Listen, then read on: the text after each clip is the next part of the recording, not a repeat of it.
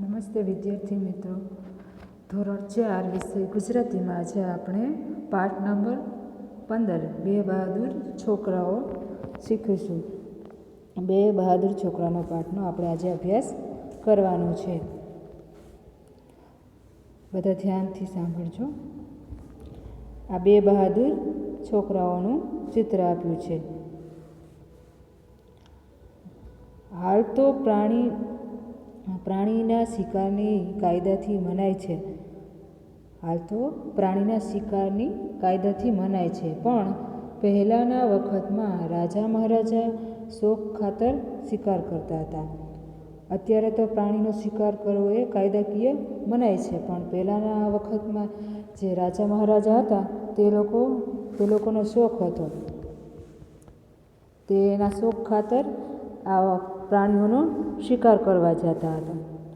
6.5 દાયકા પહેલાં કાંગસા ગામે કરવામાં, દાયકો એટલે 10 વર્ષના ગાળાઓ, એટલે અહીંયા 6.5 દાયકા પહેલાં કાંગસા ગામે આવેલા એક શિકારીની આ વાત છે.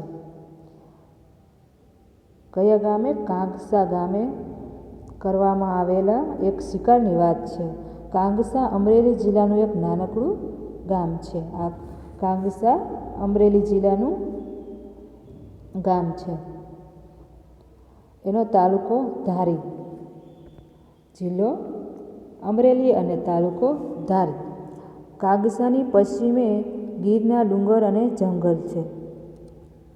6 દાયકા પહેલાં એ જંગલમાં પાર વગરના જંગલી જાનવરો હતા. 6 દાયકા વર્ષો પહેલાં અહીંયા જંગલીમાં પ્રાણીઓ પાર વગરના, એટલે ઘણા બધા પ્રાણીઓ રહેતા હતા. એમાં સિંહ પણ હતો. કાંગસા ગામની નજીક એક વોકળો છે. વોકળો એટલે પાણીનો નાનો વહેડો, એને વોકળો કહેવામાં આવે. સાંજના સમયે ક્યારેક પેલા જંગલમાં પ્રાણીઓ આ વોકળા સુધી પાણી પીવા આવતા, અને એના કારણે શિકારના શોખીન લોકો શિકાર માટે અહીં આવતા. જાનવરો બધા પાણી પીવા વોકળે આવતા, અને એને શિકાર કરવા માટે શોખીન લોકો એનો શિકાર કરવા માટે અહીં આવતા. કોઈ એક નવેમ્બર મહિનાના વડોદરા રાજ્યના મહારાજા સયાજીરાવ અહીં શિકાર માટે આવ્યા હતા. કોઈ એક નવેમ્બર મહિનામાં વડોદરા રાજાના મહારાજા સજીરાવ અહીં શિકાર કરવા માટે આવ્યા હતા. વોકળાની નજીક એક ઊંચો માચડો બાંધવામાં આવ્યો હતો. માચડો એટલે બાંધીને તેના ઉપર બેસી કે ઊભા રહી શકાય તેવી એક ગોઠવણી કરેલી હોય, એને માચડો કહેવાય. મહારાજા એમના મદદની સાથે માચડા ઉપર ગોઠવાઈ ગયા. માચડાથી થોડા અંતરે એ વિસ્તારના કેટલાક રહીશો પણ હતા. એમાં સુખપુર ગામના 2 છોકરાઓ હતા. કે ગામના હતા? સુખપુર ગામના 2 છોકરા હતા. એકનું નામ હતું હરિ અને બીજાનું નામ હતું અરજણ. એકનું નામ હરિ અને એકનું નામ અરજણ. તે હિંમતબાજ હતા. હિંમતબાજ એટલે કે હિંમતવાળા હતા. આ 2 છોકરાઓ માચડા નજીકના એક ઝાડ પાછળ લપાઈને ઊભા હતા. એમની પાસે દાતરડા સિવાય બીજું કાંઈ હથિયાર નહોતું. આ 2 છોકરાઓ ઝાડની પાછળ ઊભા હતા અને એની પાસે દાતરડું સિવાય બીજું કોઈ હથિયારું નહોતા. દાતરડો જ હતા એના હાથમાં. નવેમ્બર મહિનો અડધો થયો. નવેમ્બર મહિનો એટલે શિયાળો. દિવસો ટૂંકા અને સૂર્ય આથમે એટલે અંધારાના ઘેરાતા વાર ના લાગે. દિવસ ટૂંકો હોય એટલે અંધારું થતાં વાર ન લાગે.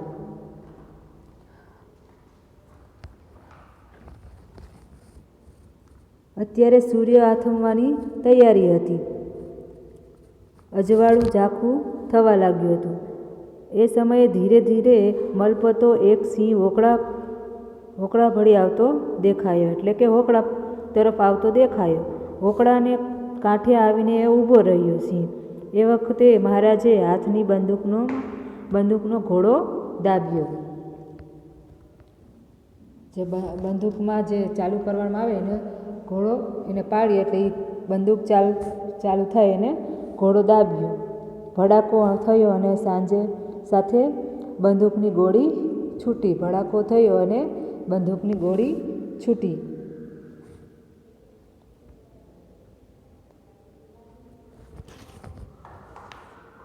કમનસીબે ગોળી નિશાનથી ચૂકી જાય છે. સિંહને લાગતી નથી. બંદૂકના અવાજ પછી સિંહ સાબદો થઈ ગયો. ગોળી તો મારી પણ છૂટી ગઈ. આ ગોળીના અવાજથી સિંહને ખબર પડી ગઈ. એણે નજર ફેરવી માચડા પરના માણસને જોઈ એની આંખ ફાટી. ગર્જના કરતો અને છલાંગો મારતો એ માચડા સુધી ઘસી આવ્યો. માચડાને ભોય ભેગો કરવા માંગતા હોય એમ એને જોડવા માંડ્યો, જાણે કાંઈ ઝાડને ઝંઝળતો હોય. ઝંઝળવું એટલે ખંખેરવું, હુમલો એટલે આક્રમણ કરે. સિંહે આ માણસ પર આક્રમણ કરવાનું થયું. એ ગર્જના કરવા માંડ્યો. સિંહના એકાએક આવા આક્રમણથી મહારાજ મૂંઝાઈ ગયા. બંદૂકમાંથી બીજી ગોળી છોડવાનું સૂઝ્યું જ નહીં. સિંહના આવા પર આક્રમણથી એ મહારાજ જતો ને એ મૂંઝાઈ ગયો અને એને બંદૂકની ગોળી બીજી વાર છોડવી જોઈએ એવું એને સૂઝ્યું જ નહીં. એવું એને વિચાર આવ્યો જ નહીં. આ કટોકટીની પડે એટલે કે અણીનો સમય. અહીં જીવન મરણની ભયની પડે એટલે કટોકટી એટલે અણીનો સમય. હરિ અને અર્જણે એક હિંમતભર્યું કામ કર્યું. એ બંને છોકરાઓએ ઝાડ પાછળથી ખુલ્લામાં આવ્યા અને હાકોટા કરતા એટલે કે પ્રાણીઓને તગેડવા. ઝાઝા માણસો દ્વારા કરવામાં આવે એને હાટોકા કે પટકાર, એ રાડું પાડવા માંડ્યા. એમણે એક સાથે અવાજ કર્યો. સિંહનું ધ્યાન એમના તરફ ખેંચાયું. આ બેને અવાજો કરવા માંડ્યા એટલે સિંહનું ધ્યાન એના તરફ ખેંચાયું. એણે માચડા પરથી પંજા ઉઠાવી જમીન પર મૂક્યા. પછી ડાલા જેવું માથું ઉછાળીને એક ભયંકર ગર્જના કરી. હવે છોકરાઓને એના ગુસ્સાનું નિશાન બની ગયા. હવે સિંહ હરિ અને અર્જુન બે અવાજ કરતા હતા. સિંહનું ધ્યાન એના તરફ થયું અને એના ઉપર ગર્જના કરવા માંડ્યો. ગુસ્સાનો નિશાન કોણ બની ગયા? હરિ અને અર્જુન. મોત સાથે આવીને ઊભું હતું. મોત સામે આવીને ઊભું હતું છતાં એ ગભરાયા નહીં. અવાજ કરતા રહ્યા. સિંહ એમના તરફ છલાંગો મારવાની તૈયારી કરતો હતો ત્યાં મહારાજે બંદૂકમાંથી બીજી ગોળી છોડી અને સિંહને મોતને ઘાટ ઉતારી દીધો. સિંહ કોના તરફ જતો હતો? તો કે હરિ અને અર્જુન તરફ જાતો હતો, છલાંગ મારવા જતો હતો. ત્યાં મહારાજે બંદૂકમાંથી બીજી ગોળી છોડી અને સિંહને મોતને ઘાટ ઉતારી દીધો. આ બધું એટલી ઝડપી બની ગયું કે શું થયું અને કેવી રીતે થયું એ સમજાય જ નહીં. સિંહ મર્યો અને બધો ભય ટળી ગયો. મહારાજ માચડા પરથી નીચે ઉતર્યા અને હરિઅર્જુનના આ હિંમત ભર્યા સાહસથી એ પ્રભાવિત થયા. છોકરાઓએ જીવન જોખમ ખેડીને પોતાના જાન બચાવ્યો હતો. એમણે સૌએ પહેલું હરિ અને અર્જુનને ધન્યવાદ આપવાનું કહ્યું. મહારાજે હરિ અને અર્જુનને ધન્યવાદ આપવાનું કામ કર્યું. સયાજીરાવ વડોદરાના રાજ્યના મહારાજ ખરા, પણ એથી ઊંચા ગજના એ માણસ. આવા ઉપકારનું મૂલ્ય ઓછું કેમ આંકે? એમણે વડોદરા જઈને આ બે ભાઈઓના પુતળા રચાવીને કમાટીબાગમાં સ્થાપ્યા. કમાટીબાગ અત્યારે સયાજીબાગ તરીકે ઓળખાય છે. સયાજીબાગ મુખ્ય દરવાજામાં પ્રવેશ કરીએ પછી ડાબી બાજુના વિસ્તારમાં હરિ અને અર્જુનના પૂરા કદના પૂતળા છે. તમે વડોદરા જાઓ ત્યારે સયાજીબાગ જઈને આ બે બહાદુર છોકરાઓની પ્રતિમા જોશો. આ બે છોકરાઓના ત્યાં શું છે? વડોદરામાં પૂતળા બનાવ્યા છે. કોણે બનાવ્યા? આ મહારાજે એને પૂતળા બનાવીને તેનું ત્યાં સ્થાપન કર્યું છે. વડોદરા જાઓ ત્યારે તમે જોજો સયાજી બાગમાં જઈને. શબ્દ સમજૂતી. દાયકો એટલે 10 વર્ષનો ગાળો, ઘટના, બનાવ. વોકળો પાણીનો નાનો વહેમો. માચડો એટલે વાસળા બાંધીને તેના ઉપર બેસી કે ઊભા રહી શકાય તેવી કરેલી ગોઠવણી. મલપતો એટલે ઠાઠથી ધીમે ધીમે ચાલતો. વોકળા ભળી એટલે વોકળા તળફ.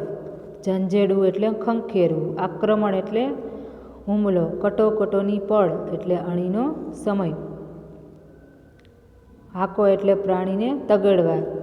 ઝાઝા માણસો દ્વારા કરવામાં આવતો હાકોટા એટલે પડકારો. ડાલો એટલે ઘણો મોટો શુડલો. ધન્યવાદ એટલે શાબાશી અને મૂલ્ય એટલે કિંમત. રૂઢિપ્રયોગો જુઓ. નિશાન ચૂકી જવું, ધાર્યું નિશાન પર પાર ન થવું. શાબાશ થઈ જવું, શાબ્દા થઈ જવું એટલે કે ચેતી જવું. આંખ ફાટી એટલે ગુસ્સે થવું. જોડવા માંડ્યું કે હલાવવા માંડ્યું. મોતને ઘાટ ઉતારી દેવું, મારી નાખવું. ઊંચા ગજના હોવું એટલે વિશેષ શક્તિ ધરાવતું હોવું. નીચેના પ્રશ્નોના જવાબ એક વાક્યમાં આપો. જંગલ પ્રાણીઓ ક્યાં પાણી પીવા આવતા હતા? તો કે જંગલના પ્રાણીઓ વોકળામાં પાણી પીવા આવતા હતા. હરિ અને અર્જનને શાનો શોખ હતો? તેને હરિ અને અર્જનને જંગલમાં જઈને શિકાર કરવાનો શોખ હતો. બંદૂકના અવાજ પછી સિંહે શું કર્યું? તો બંદૂકના અવાજથી સિંહ ગર્જના કરવા લાગ્યો અને ગુસ્સે થવા માંડ્યો અને એ સાબત પણ થઈ ગયો, ચેતી પણ ગયો. કમાટી બાગ બીજા કયા નામે ઓળખાય છે? તો કમાટી બાગ એ સયાજી બાગ તરીકે ઓળખાય છે. હરિ અને અર્જનની પ્રતિમાઓ ક્યાં આવેલી છે? હરિ અને અર્જનની પ્રતિમાઓ વડોદરામાં આવેલી છે.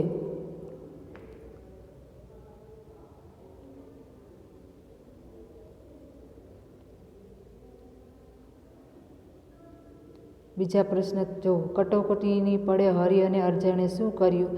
તો આ પળે હરિ અને અર્જણે અવાજ કરવામાં લાગ્યા, બૂમો પાડવા લાગ્યા, જેથી કરીને માણસો ભેગા તે કરી શકે. મહારાજે ઉપકારનો બદલો કેવી રીતે આપ્યો? તો કે મહારાજના ઉપકારને બદલે આ બંને બહાદુર છોકરાઓની પ્રતિમાઓ બનાવીને ઉપકાર વાળ્યો. બંદૂકની ગોળી નિશાન ચૂકી ગઈ પછી સિંહે શું કર્યું? સિંહે ગર્જના કરી અને ચેતી ગયો, એ શાબ્દા થઈ ગયો. પાઠના ક્રમ અનુસાર આ ગોઠવવાના છે.